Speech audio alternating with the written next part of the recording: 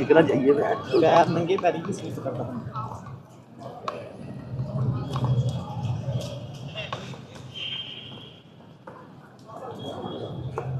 चल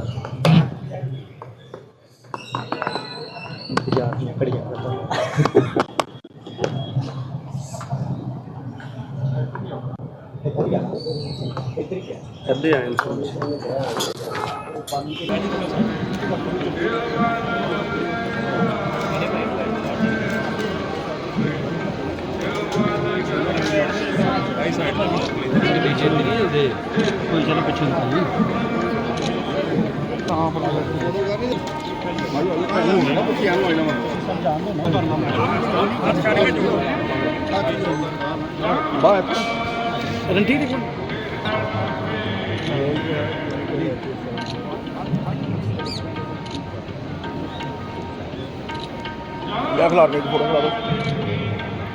बहुत वक्त से मेरी चाहत थी कि यहाँ हरमिंदर साहब आऊँ और अपने दुख दर्द यहाँ रखूँ, और बड़ी शांति मुझे मिली यहाँ।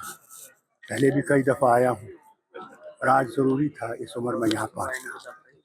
मैं अपने दोस्तों का मशहूर हूँ जिन्होंने मुझे यहाँ पे लाया और जो सेवा इन्होंने की यहाँ मुझे वहाँ तक पहुँचाने की, मैं इनका बहुत दिली इनका शुक्रिया करता हूँ। देश में जो माइनॉरिटीज हैं उनको लेकर काफी प्रॉब्लम्स आ रही हैं, डिस्क्रिमिनेशन हो रहा है माइनॉरिटीज के साथ, इसके बारे में आप क्या कहेंगे? देखिए, ये एक अफसोस की बात है। भारत सबका देश है, हिंदू हो, मुसलमान हो, सिख हो, ईसाई हो, बौद्ध हो, जैन हो, जो भी हो, और वो भी जिनका कोई धर्म नहीं है। ये जो आग लगी है ये एक सियासी आग लगी है, वोट जीतने की, और मैं अफसोस करता हूँ कि ये होना नहीं चाहिए। भारत बचेगा जब हम सब इकट्ठे रहें। भारत को अगर कोई भी आपत्ति आएगी तो सब इकट्ठे उसका लड़ेंगे। पहले भी हुआ है, आज भी होगा। जेएंडके को लेकर हमेशा सेपरेट नेशन नाइट इंडिया के लेकर इसको लेकर सवाल कर रहे हैं, इसको बारे में क्या कहते हैं? जेड के बारे में क्या? जेएंडके को अलग से स्टेट माना जाता है या बोला जाता है और इंडिया को अलग से तो कहाँ स्टेट है? वो तो जनाब ने यूटी बना दी है। जो हिंदुस्तान का मुकुट था उस पर काला रंग भरती है। हम उम्मीद करते हैं जो वादा प्रधानमंत्री ने, गृह मंत्री ने, सुप्रीम कोर्ट ने किया है कि हमारे स्टेट छूट जल्दी वापस आ जाएगी।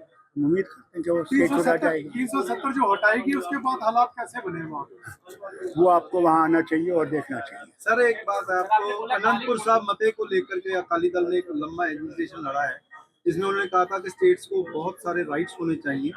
कश्मीर उसमें मिसाल दी जाती थी कि कश्मीर में भी जैसे आपने 370 दिया, बाकी स्टेट्स को भी मिलना चाहिए वही अधिकार। अब कैसा लगता है? ये तो एक को छीन गए तो देंगे या नहीं देंगे मानी जाना।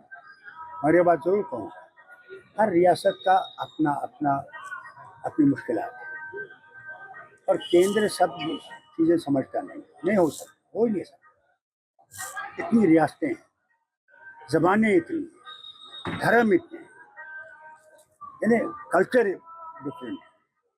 अगर हमने भारत को इकट्ठा रखना है तो हमने सबके दुख दर्द को समझने की कोशिश करनी। जब हम सब दुख दर्द समझेंगे तभी भारत मजबूत होगा। भारत भीख मांग कर मजबूत नहीं है। भारत को अपने पाँव पर खड़ा होना है, तब वो महान देश बने। भीख मांगने से नहीं बने। अमेरिका के सामने हम झुके या किसी और के सामने झुके, क्यों झुके? जब ट्रम्प कहता है कि अमेरिका फर्स्ट, हम क्यों नहीं कहते हैं इंडिया फर्स्ट? मैंने कभी नहीं किसी को सुना ये कहते कि इंडिया फर्स्ट। प्रधानमंत्री तो ये देश तो हमारा है और हमने इस देश में कुर्बानियाँ दी और आगे भी देंगे इस देश को बचाने। यूएस एड जो 2.1 मिलियन का जो ट्रम्प साहब का जो उन्होंने कहा कि पता ही नहीं चल रहा है वो गया कहाँ है, उसकी अकाउंटेबिलिटी नहीं समझ आ रही, कैसे देखते हैं आप? जो हमारे शहरियों को वापस भेजे भेड़ियाँ पहना के, 16 घंटे जहाज में रखे, उससे क्या एतबार कर सकते हैं? उससे क्या उम्मीद कर सकते हैं? ट्रम्प कहता जो फंड देते हैं इंडिया को उसका पता नहीं लगता कि कहाँ चला जाता है फंड। पहले तो ये बताया ना, कब दिया, कितना दिया, किसको दिया, ये तो बताते नहीं है, वो तो हवा में कहते हैं। अभी उन्होंने बयान दिया कि साहब हमने इतने $1 मिलियन भेजे हैं वहाँ इलेक्शन के लिए। किसको दिए, किस वजह से दिए, कहाँ गया वो, उसका हिसाब दें। Sir, prime minister Modi ji के होते हुए देश में एकता, अखंडता और एक दूसरे के साथ प्यार हो सकता है? ये वक्त बताएगा। सर, बीजेपी और कांग्रेस ने इस फंड को लेके एक दूसरे पर इल्जाम लगा रही है, लेकिन इस फंड का नहीं पता चल रहा है। आप कैबिनेट, मैंने कहा ना जनाब, यहाँ किसी चीज का पता नहीं लगता।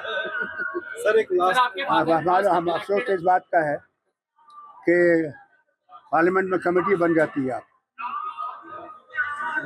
इस पर बहस की जाए। याद है आपको, किसानों के 3 बिल लाए थे, हमने उसे कहा था मेहरबानी करके गलत बिल है, इसको मेहरबानी करके सिलेक्ट कमेटी में भेजिए, नहीं भेजा।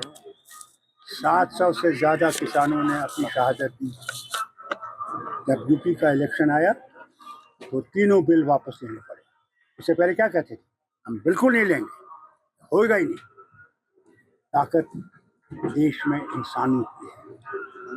जिस दिन ये देश उठेगा और अपना हक मांगेगा, उस दिन सबको पता चलेगा कि देश कहाँ है और किधर है और क्या हुआ है। सर, फर्स्ट इलेक्टेड थे आपके फादर साहब, शेख साहब, तो उसके बाद से लेके अब तक क्या कश्मीर की प्रॉब्लम्स नहीं, और अब क्या कहते हैं, कौन सी प्रॉब्लम्स है जो अभी नहीं? सुनिए, मैं आपको सुनाऊं, इस गलतफहमी से आप हटिएगा कि ये प्रॉब्लम कभी खत्म होगा। इंटरनेशनल पावर्स जो हैं वो कोई भी ऐसी चीज़ें ख़त्म नहीं करना चाहते। वो मामला हो पैलेस्टाइन का या वो जम्मू कश्मीर, उनकी बंदूकें कैसे बिकेंगी, उनके जहाज़ कैसे बिकेंगे, उनकी तोपें कैसे बिकेंगी, उनके पानी के जहाज़ कैसे बिकेंगे। वो अपनी कंपनियां चलाना चाहते हैं हमारे खून को। तो फिर गुमराह नौजवानों को आप दिशा देने के लिए कुछ मैं जो समझता हूँ कि दोनों मुल्कों को, बल्कि सार्क जो था, सार्क को हमें रीजनरेट करना चाहिए। जितने भी हमारे पड़ोसी देश हैं उनके साथ बैठ के हम लोगों को सारे मसले अपने हल करने चाहिए, जैसे यूरोपियन यूनियन करती है। इसीलिए सार्क बना था। वक्त आ गया है जब सार्क को वापस आना चाहिए और हम देशों के साथ बड़े भाई की तरह इंसाफ करें। किसान आज भी अपने मांगों को लेके वो सड़कों पे है, धरने पे है। 1 साल हो चुका है, एमएसपी की मांगे कर रहे हैं वो अपनी 12 फसलों पे। क्या चाहिए?